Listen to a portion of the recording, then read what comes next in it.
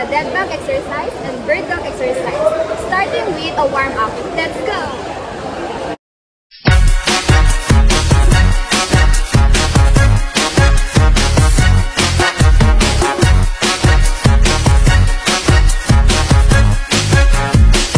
All the ladies on the dance floor, come do the step, it keeps on wanting more. All you gotta do is shake it.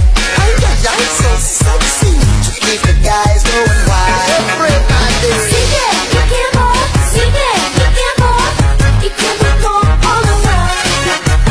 Sing it, you can move. Sing it, you can move. You can move to the top. to the ground. Sing it, you can move. Sing it, you can move. You can move all around. The bird dog exercise is a basic workout that boosts stability, promotes a neutral spine, and alleviates low back discomfort. Here's how to do it. First, start on your hands and knees with your back flat, hands under your shoulders and knees under your hips. Second, extend your right arm forward and your left leg backward, keeping your hips and shoulders parallel to the floor. Third, pause for a few seconds and return to the starting position. And lastly, switch sides, extending your left arm and right leg. You can move all around. Sing it, you can move. Sing it, you can move.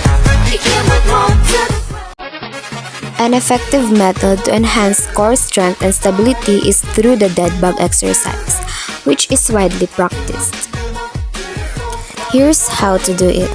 First, lie on your back with your knees bent over your hips and your arms pointing straight up.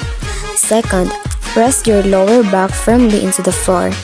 Third, slowly lower your right arm and extend your left leg at the same time, stopping just before they touch the floor.